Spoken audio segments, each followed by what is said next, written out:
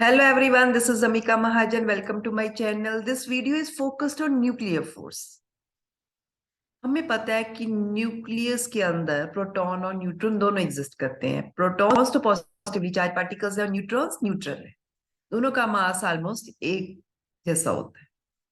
अब बेसिकली दो प्रोटॉन्स के बीच में जो चार्ज पार्टिकल्स हैं कोलम्बिक रिपल्शन लगती है। अब कोलम्बिक रिपल्शन से न्यूक्लियस जो है वो स्टेबल नहीं रह पाएगा अगर सिर्फ यही फोर्स लगे। तो इसका मतलब एक और फोर्स लगनी चाहिए बिटवीन न्यूक्लियॉन्स जो कि स्ट्रॉन्ग हो और अट्रैक्टिव हो और डिफरेंट काइंड इसकी नेचर हो।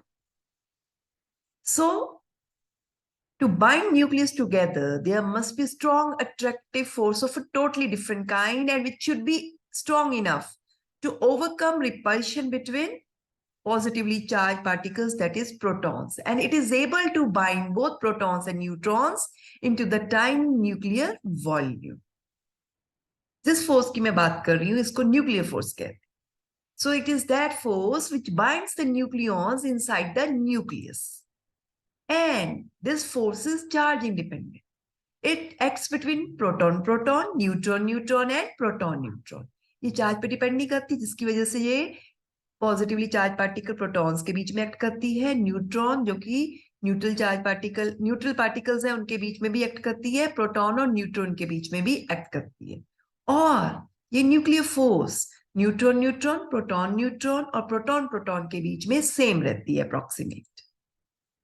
Now, the nuclear force is much stronger than Coulombic force, which is acting between the charged particles. And it is also very strong as compared to gravitational force, which is also attractive, and it acts between different masses.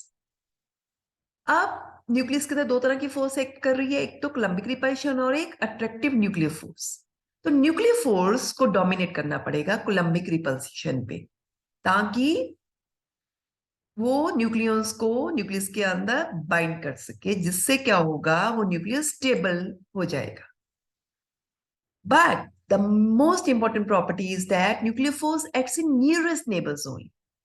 जैसे अगर हम heavy nucleus ले लें जिसका mass number ज्यादा है, तो number of proton और न्यूट्रॉन बढ़ जाएंगे. तो सारे प्रोटॉन न्यूट्रॉन इनके बीच में न्यूक्लियर फोर्स नहीं लगेगी. क्यों नहीं लगेगी? क्योंकि जो न्यूक्लियर फोर्स है वो सिर्फ नियरेस्ट नेबर्स में ही लगेगी. यानी जब न्यूक्लियॉन्स न्यूक्लियर फोर्स की रेंज में होंगे उतने डिस्टेंस पे ही न्यूक्लियर फोर्स एक्ट करेगी. तो इसका मतलब न्यूक्लियर फोर्स जो है वो शॉर्ट रेंज फोर्सेस है, and these are saturated in nature. हमने बाइंडिंग एनर्जी कर्व पढ़ी थी, स्टडी की थी, तो हमने देखा था कि बेसिकली 30 से लेके 170 मास नंबर के न्यूक्लियाई के लिए बाइंडिंग एनर्जी ऑलमोस्ट कांस्टेंट रहती है. It is also due to nuclear forces saturated in nature. अगर हम पोटेंशियल एनर्जी ग्राफ बनाए वर्सेस डिस्टेंस बिटवीन न्यूक्लियॉन्स, तो हम देखते हैं ये ग्राफ कुछ ऐसा मिलता है. But we are finding that इस ग्राफ में दो पार्ट है, one is positive, other one is negative. ये पॉजिटिव पार्ट शो करता है कि न्यूक्लियर फोर्स रिपल्सिव भी हो जाती है. मोस्टली ये क्या रहती है, अट्रैक्टिव. ये negative part attractive nature of nuclear force बताता है. अब ये दोनों नेचर होनी बहुत जरूरी. रिपल्सिव कब हो जाती है वो स्टडी करेंगे, और अट्रैक्टिव कब रहती है वो स्टडी करेंगे, और किस तरह से ये स्टेबिलिटी डिफाइन करने में हेल्प करती है. पहले इस ग्राफ को स्टडी करें. But we find that nuclear force between nucleons falls rapidly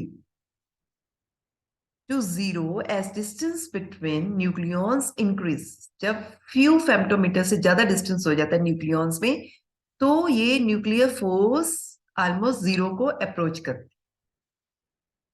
तो यहां पे अगर ग्राफ में देखें तो हमने क्या देखा कि एक आर नॉट डिस्टेंस पे पोटेंशियल एनर्जी क्या है, मिनिमम होगी, जो कि 0.8 फेम्टोमीटर. अगर डिस्टेंस बिटवीन टू न्यूक्लियॉन्स 0.8 फेम्टोमीटर हो जाए तो न्यूक्लियर फोर्स की नेचर रिपल्सिव हो जाती. उससे क्या होता है कि न्यूक्लियॉन्स एक पर्टिकुलर डिस्टेंस तक मेंटेन रहते हैं, तो न्यूक्लियस का साइज मेंटेन रहता है। अदरवाइज सारे न्यूक्लियॉन्स जुड़ते जाएंगे और जो न्यूक्लियस है वो एग्जिस्ट नहीं करेगा, वो पॉइंट मास बन जाएगा। तो रिपल्सिव होना भी बहुत जरूरी है न्यूक्लियर फोर्स का। ये कब होगा? 0.8 फेम्टोमीटर डिस्टेंस पे।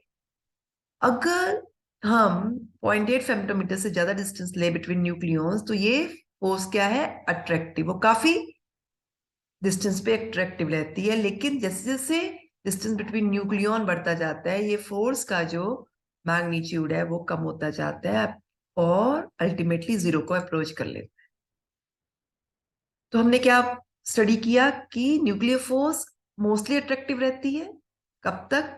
For distances between nucleons greater than 0.8 femtometre, और रिपल्सिव भी हो जाती है when distance between two nucleons is less than 0.8 femtometre. दोनों फैक्टर न्यूक्लियर फोर्स की स्टेबिलिटी को डिफाइन करने में हेल्प करते हैं। बट अनलाइक कूलम लॉ और Newton's law of gravitation, there is no simple mathematical form of the nuclear force. Thanks for watching this video. Like, share, subscribe my channel.